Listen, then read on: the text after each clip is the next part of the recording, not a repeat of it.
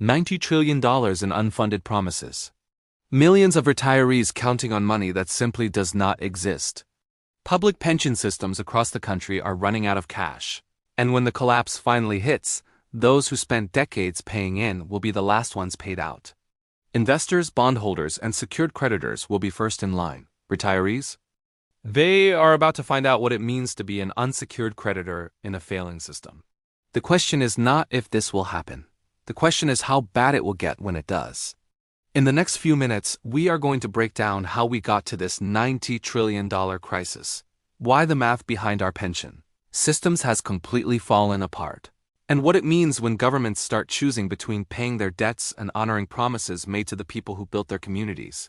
Now, picture this. You have worked hard your entire life, diligently saving for a comfortable retirement. You have trusted in promises made by employers and governments, believing that your golden years would be secure. But what if I told you that this promise is built on a house of cards, and it is about to come crashing down? We are not talking about a small crack in the system. We are talking about a $90 trillion time bomb that is ticking away, threatening to wipe out the retirement dreams of millions. This is the story of the Great Pension Crisis and why retirees could end up being the last in line when the money runs out. Let us start with the sheer scale of this problem. Globally, the pension funding gap is projected to reach an astronomical $400 trillion in the next 30 years. That is more than 5 times the size of the entire global economy. Think about that for a second. The promises made for retirement benefits vastly outweigh the money set aside to pay for them. In the United States alone, the situation is dire. Public pensions are facing a shortfall of over $5 trillion. That is a $5 trillion IOU written to teachers, firefighters, police officers, and public servants. An IOU that many states and cities simply cannot pay. California alone faces a pension debt exceeding $1 trillion. Illinois is nearly $200 billion in the hole. These are not abstract numbers. They represent real obligations to real people who did everything right. So how did we get here? It is a perfect storm of several factors. First, we have an aging population. People are living longer than ever before, which is wonderful, but it also means they need retirement income for more years. The average life expectancy has climbed dramatically over the past several decades. This puts an immense strain on pension systems that were designed for shorter lifespans, for a world where most people retired at 65 and lived maybe another 10 or 15 years. Now, retirements can stretch 25 or 30 years, sometimes longer. At the same time, birth rates are declining, meaning there are fewer young workers paying into the system to support the growing number of retirees. The workforce is shrinking while the retired population is booming. The math just does not add up. In some places, the ratio of workers to retirees has flipped completely, creating an impossible burden on those still working. Then there is the issue of promises versus reality. For decades, politicians and corporations made generous pension promises to attract and retain workers. These promises looked great on paper, but they were often based on overly optimistic investment return assumptions. They assumed the stock market would go up forever, posting steady gains of 7, 8, even 9% annually, and that they could make up any shortfalls with high-yield investments. But after market crashes, the dot-com bubble, the financial crisis of 2008, and years of historically low interest rates, those rosy projections have evaporated, leaving a massive gaping hole in pension funds.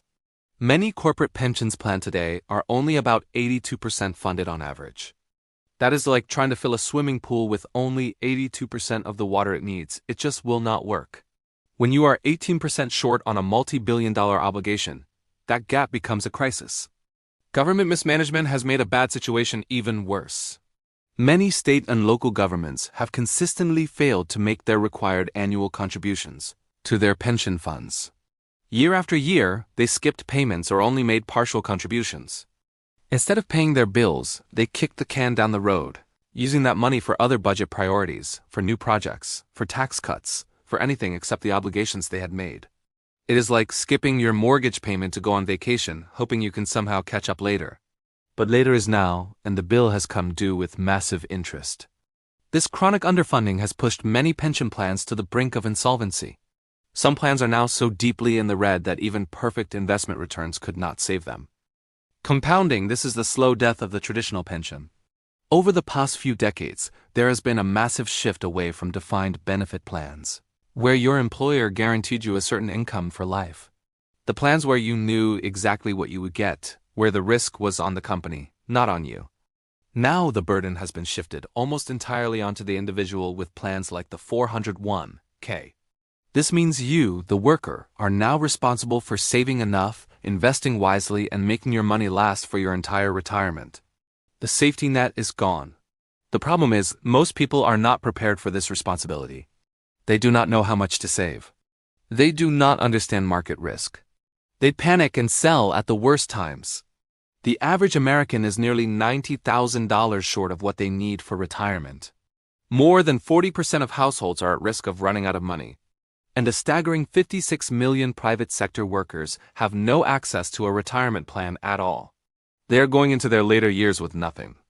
And let us not forget about Social Security. The very foundation of America's retirement system is on shaky ground.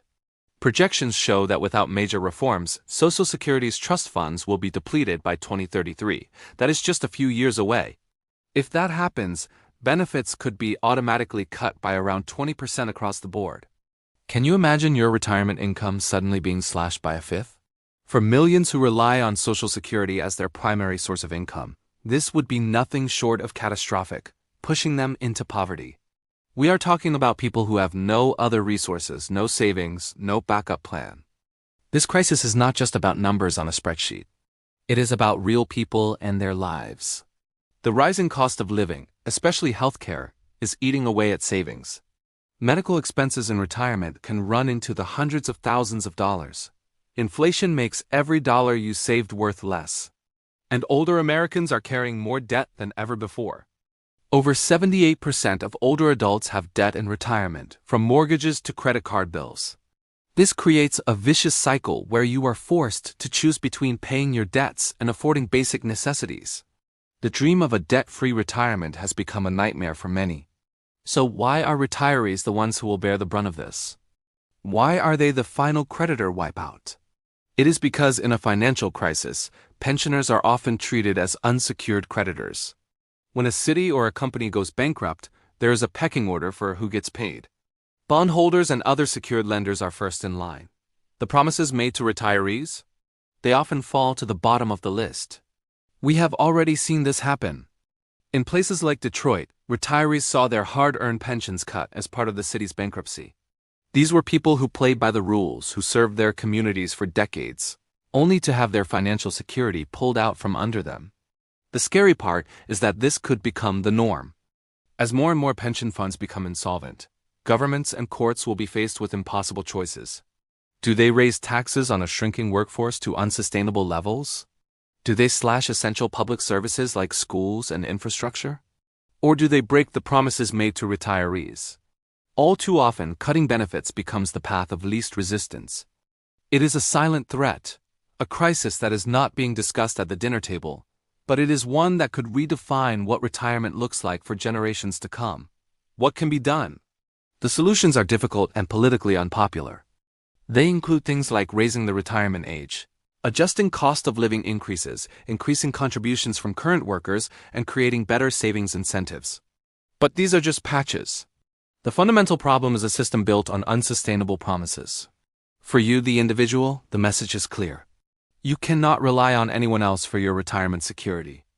You have to take control of your own financial future. This means understanding exactly how much you need to save, creating a realistic budget, and being proactive about your investments. It means having a plan for long-term care, which can wipe out a lifetime of savings in a few short years. The age of passive retirement is over. We are now in an age where financial survival depends on your own awareness and action. This $90 trillion crisis is not some distant, abstract problem. It is a clear and present danger to your financial well-being. The foundation of our retirement system is crumbling, and the aftershocks will be felt by everyone.